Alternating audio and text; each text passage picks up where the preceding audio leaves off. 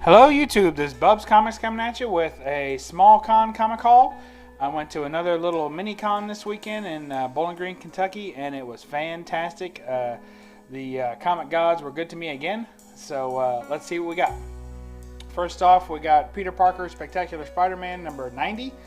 This is one of the appearances of the black suit. It's kind of like to me I call it a cameo appearance of the black suit because it's on the last page. Picked this up for a song. All the books you see here I didn't pay much for. There's a couple of vendors there that I'm always seeking out. I'm glad to see them, and I hope I have plenty of money because I'm a low-grade collector and this guy sells low-grade keys, so it's like it's a match made in heaven. So I'd follow this guy to any con if I could, so it works out pretty good. So here is Peter Parker Spectacular Spider-Man number 90. Next we have Detective Comics 402. This is the second appearance of Man-Bat. I'm very happy to have that. So now I have the first and second appearance of Man-Bat. Pretty rough condition, but all complete, staples attached, and that's the way I like it. Next we have X Factor number 6. This book's got quite a bit of wave on it. At first I thought it was water damage, but it turns out it's not water damage, it's fire damage, and the edge of this has like singed edges, which I just think makes it look even that much cooler, so I'm good with it. First full appearance of Apocalypse, X Factor 6. Next we have Daredevil 181. This is the death, right? Heavy quotes, right? Because everybody comes back at some point. So here's the death of Elektra, and a bullseye appearance, of course. I like the colors on this. I've always liked this book when I see other people have it and show it off, so I'm glad to own it myself. Pretty cool. Very happy with it. So, you know, this is what I want my collection to start to look like. You know, I have a very small collection as collectors go.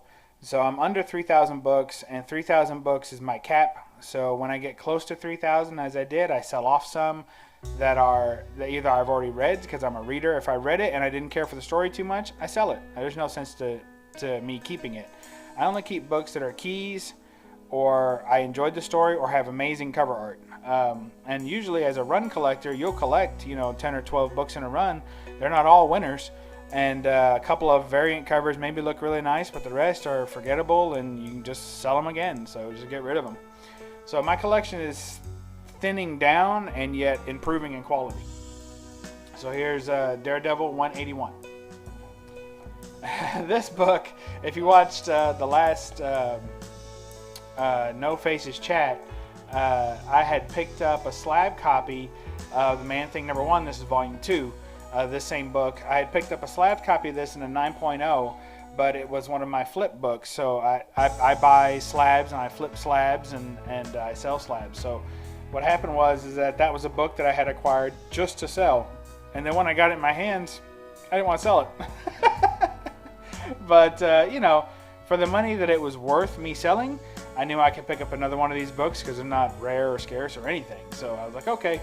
So I picked up Man-Thing number 1. I'm very happy to get this book, and it was, I think, in every good a condition as the one that I sold. It's got a subscription crease, can be pressed out, but you know, obviously this book I wouldn't even bother to press. I just send it in, take my 9.0 or 9.2, and be happy with it. So it looks pretty good. Happy with that. Man-Thing number 1. Here is Supernatural Thrillers number 4. So I like the Supernatural Thrillers title. I recently passed on a chance to buy a big bulk of them. I know some other speculators, there's a certain title, there's a certain number in there that is also picking up some heat, and it's hard to find loose. I almost picked up a collection based off that, but you know, I don't like all the run in this title. There's only about 2 or 3 that are big for me, and I already had number 1, which was the retelling of It. And this one is adapted from the thriller by Robert Louis Stevenson, Dr. Jekyll and Mr. Hyde. And I love change covers. I just love that.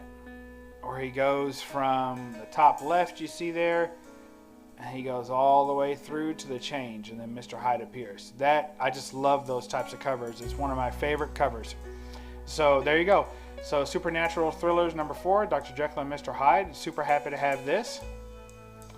And here's the money cover for this one, in my opinion. I know that other book has some spec news or whatever, and I appreciate that, but I'm not a big Living Mummy fan just yet. So, and that most of this run is filled with the Living Mummy. But this one, number 6, The Headless Horseman Rides Again, has got to be the best cover in the series. You see there, the Headless Horseman has taken his entire head and thrown it at this poor schmuck who's fallen off. It even looks like the horse is going to kill him. He's about trampling him. I mean, it's just absolutely amazing. And one of the things that I've always enjoyed about these Marvel Bronze Age horror books is that they're so cheesy, and I like that kind of stuff. I mean, look at this. You read that. It says, he haunts the midnight hills today. Well, what is it? Is it midnight? Is it today? Is it during the day? What the heck's going on? So, it's a big full moon out. It's just a badass cover. I just love it. You know, you get a little skull cover. A lot of people like those skull actions. It's got the red and the yellow. It's got the wolf baying at the moon in the corner. I mean, this thing is just like a perfect Bronze Age book. And the corners on that are fantastic. And it's a very, very, very clean copy. Couple of nips and dings here and there, but for the most part, it's an absolutely beautiful copy. I'm thinking about sending this one off as my first Bronze Age horror book to get slabbed. Absolutely love it. Supernatural Thrillers, number 6. Super proud to have this in my collection. Terminator, The Burning Earth, number 1. I say, what? Who cares about that book? Well, some people will recognize that it is the first cover art done by Alex Ross. So this book is a book that I have seen other people collect, and I know you can find it still in dollar bins. My thing was that I really didn't want to pay more than like $5 for this book. I wanted to keep it low. I don't think it's a true key necessarily, but it is one of those few books that I'm going to keep in my collection just because it's kind of cool to be able to say that it's, you know, Alex Ross's first cover art, and it's pretty cool cover art too, with the Terminator skull, you know, endoskeleton inside her, and I think it's pretty cool. So. And I understand the story's pretty good, but the guy only had, he didn't have all 5. If he had all 5, I'd have bought them all. But since he only had 1, 2, and 3, I said, hey, you know, I'll just pick up number 1 and I'll pick up the other ones later because I don't think they're as sought after as this one at all. And these are cheap books. You can pick these up pretty easy, but I just wanted it. So, and I didn't pay too much for it. I was just happy to have it. Terminator Burning Earth, number 1. This next one, Moon Knight, number 20. I'm ashamed to say how little I paid for this book. All these books were dirt cheap. Super happy to have them, and just an amazing convention. So, as they always are for me, these small cons, I just clean up on them. Here's Moon Knight, number 20. I think it's volume 3 or 5. I mean, golly, Moon Knight has a ton of volumes. They come out with a new volume about every 3 years. So there's Moon Knight, number 20. So what's significant about this is you'll see here I have my Werewolf by Night 32. Okay, and it's in one of these Ultra Pro One Touch slab kits. They're like make your own kind of slab holders at home, and I absolutely love them. I think they look way better than comic skins, except they don't have a label on top, and I wish they did, or a place to even put one. But anyway, so there's my Werewolf by Night 32. Well, I'm a reader, and I still keep all of my Werewolf by Night runs. You know, they're all pristine. None of them are slabbed. But I would like to slab that one, just because it's such a key book. But I haven't because I still want to be able to read it in the run. So the quick story on this is that when I was looking to buy my Werewolf by Night 32, I found that there was a lot for sale of the complete Werewolf by Night Volume 1 collection, which of course would have included 32. And it was only like $500. And I was like, oh crap. First of all, that's a great deal for a complete collection of Werewolf by Night, even if it didn't have number 32 in it, because that is, those books can get pretty pricey. They're about $6, $7 a book to begin with, and there's, I don't know, 50 or so books in that run. So anyway, here is number 20 of Moon Knight, and what was important about this was that when I was looking at that lot, it said complete run, you know, every story, like okay, and then when you look through the pictures, instead of having Werewolf by Night 32, it has this book, Moon Knight number 20. And if you look down here in the corner, you'll be able to see that it says, also featuring the first appearance of Moon Knight, originally printed in Werewolf by Night 32 and 33. And they actually, in this book, and I'll show you real quick, because that's what reprints are for, right? In my opinion, they're to be opened and read and enjoyed. So I'll show you real quick. It actually has a new Moon Knight story with Werewolf by Night in it, so that works for my every appearance of Werewolf by Night that I was looking to collect anyway. But then it also has this, which is a true reprint of Werewolf by Night 32, and the only one that I know of. If you all know of another Werewolf by Night 32 reprint that's out there, let me know. But this is a true reprint of Werewolf by Night 32 with fresh art and color, and has the entire story in there. Looks really cool. And then it goes on to give you another winner in Werewolf by Night 33, which completes that little story arc. And then they have the full run of that, all the pages of that, and they don't cut anything out. So I'm super excited about that. This is what I've been waiting for. So when I saw that on that eBay lot, I was like, are you kidding me? They snuck in a reprint. But the good news is now I learned that there was a reprint out there, and up to that point I hadn't been able to find one. So very happy with that, other than like Omnibus and things like that. So I was very happy to have that. And now I'm probably going to send my Werewolf by Night 32 off to get slabs. So if anyone's looking for the story, and you already have a slab copy but you can't read the story, go for this one, Moon Knight 20. This one I just couldn't leave behind. It was too cool. Deadpool 26, Joe Jusko cover. Just tough. It says After Medina. It's just really tough, man. That's a cool Jusko cover. I just love it. Perfect. I don't have any Deadpool displayed anywhere in my room, so I'm probably gonna go ahead and put that one up. That's awesome. That's it. Deadpool 26. Go Jusko. Here's one of those key not keys, right? So this is Avengers 223. It's just a classic cover, right? It's just a classic cover book. It's got Ant-Man sitting on top of the arrowhead and Hawkeye's about to fire him off, and it's just a cool cover. So I picked that up. Again, just a few bucks. Very happy to have that. Next we have Secret Wars number 7. This is a 2015 run, and this is the blister pack variants, you know. So I was happy to have that, and I'm only missing 2 out of this run now, and then I have all these Secret Wars toys sets complete. And then next we have Amazing Spider-Man Renew Your Vows number 1. It's a variant. It's also the blister pack variant. Very happy to have that. And it's not in the same run that I'm collecting, but when there's a couple of these that come along, I pick them up if I like them, and this one I liked. So next we have Deadpool number 0. So as you know, Marvel went zero happy. The Wizard went zero happy for Marvel and put a bunch of these out. I was really happy. This Deadpool one is one of the more expensive ones you can find. It'll go for 10 or 12 bucks or so to get it on its own. But usually this book is very, you don't see it come up too often. Now the other books, you know, the Wolverine number 0, and there's several of them that they did a Wizard 0 for. They're pretty common. You can find them in dollar bins, and that's about what they're worth. But this one, you see, if you see this one, go ahead and pick it up, because it's one of the ones that doesn't come up for sale very often. And when it does, it's usually a few bucks. And I really liked the tagline on that, featuring the lamest dead people in the Marvel Universe. So I like that. And there's, I think, Bucky right there. So that's pretty cool. Marvel Holiday Special number 1. Nothing really significant about this book that I'm aware of. I just thought it was cool, and it's a wraparound cover, and on the back they're all chasing Santa Claus. So this will go out in my Christmas collection that I have in the living room. On the coffee table, there's some comics for people to thumb through. It's a fine condition, but still, it's to be read and enjoyed. It's a holiday book, so that's what I'm using it for. We got a couple books out there I'll show off sometime. That's Marvel Holiday Special number 1. Next, we're moving into some pre-code. So here is Crime and Punishment number 67. So what's cool about this book, other than that it's pre-code, is that it actually has, it says something of a code. So this is not the Comics Code of Authority, but if you can read that right there, I know it's a little tough with the glare, but basically it says authorized ACMP, and it says conforms to the Comics Code.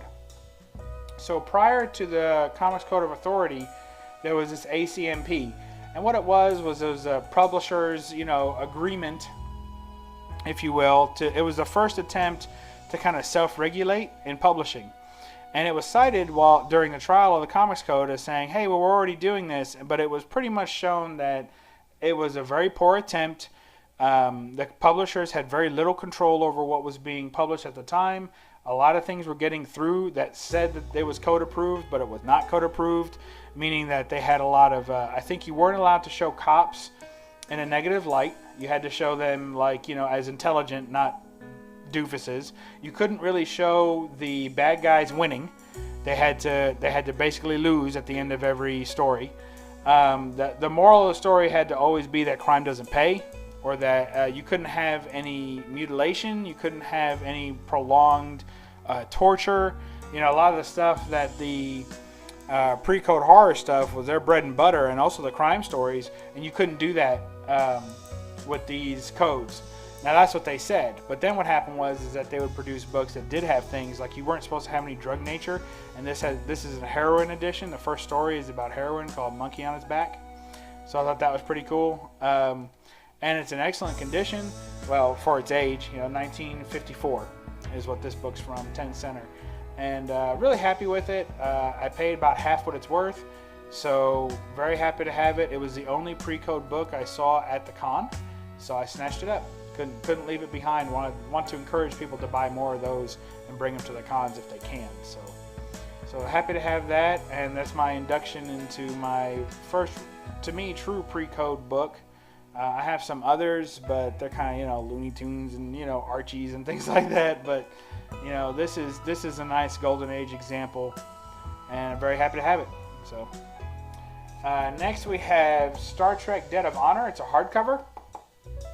And what's cool about this is it's still shrink wrapped, so it's never been opened. And it's clearly based on the movies, probably somewhere around the third movie or so. And it's written by Chris Claremont, and the art is by Adam Hughes. So that was amazing. So the cover is not an Adam Hughes cover, but I can't wait to slice this one open and read it and see what it's all about and check out some of that sweet Adam Hughes art. I'm hoping to get some good alien ladies drawn by Adam Hughes, so we'll see about that. So paid barely anything for this, and it was shrink wrapped. He had two, same price, one that was shrink wrapped and one that was open. I was like, why would I not get the shrink wrapped one? So there you go. So I did. Thanks. Mr. T and the T-Force. We got him coming in. This is actually, so you've probably seen this before. I already had a Mr. T and the T-Force comic. A lot of them came with the little cards, and then you also see the advanced edition that came out, which is signed and numbered. So I picked this up, and I'm not gonna be ashamed to say it, for just a couple of bucks, literally. And inside, this is the retailer folder, so you don't see this come up too often. There's a few of them out there. So it's a retailer folder that they sent to the retailers. It includes the Mr. T and the T-Force signed by Mr. T, numbered 9,724 out of 10,000. My goodness, that guy was signing for a long time. It also has a folder with, not a folder, a poster of Mr. T. It's the same as the cover, so, and that's all still creased, so I peeked in it, but I didn't do much else. So that's pretty cool. And then it also has this letter explaining, that Mr. T just is all about this comic. Don't worry, Mr. T is going to promote the crap out of this comic, and anytime he speaks, he has all microphones on him, so you're going to want to get in on this. This is the number one biggest comic event of 1993. So you got to get in on this. And they pity the fools that weren't in on it. And then they have some cross-promotional flyers that are still blank that you can put up in your store. And the letter from to the retailer from the president of WOW Entertainment. So pretty cool stuff. I like collecting retailer stuff like that, and to get the signed Mr. T comic and Neil Adams art, why not, man? I mean, Neil Adams must have needed a meal on this one. So did Mr. T. Everybody must have been hurting in the 90s for some food. So that's what we got. We got Mr. T and the T-Force signed by Mr. T in the retailer folder. So pretty cool. And that's it, guys. Last, I'll just show you this little, I picked this up too at the con. It's a Marvel Select Spider-Woman. So I thought it was pretty cool. I don't know if you will, but I did. What's funny is that the box, pictures on the box didn't look anything like this, so I had to like Google how it's supposed to be set up, and this is the best I could do. I like the Hydra agents at the bottom shooting at her, and I like her shooting her little blaster ray or whatever out of her hands at them, her magic blast. So I really like that one too. So happy with that, and that was part of the con pickup and got it for a song. So all right, thank you all for watching. I know it's been a long one, but you know, instead of doing so many short videos, I've been putting out some long ones. So I hope that's not too bad. That was my con pickup, and I was happy about it. All right, well, we'll catch y'all later. Thanks. Read a comic. Bye.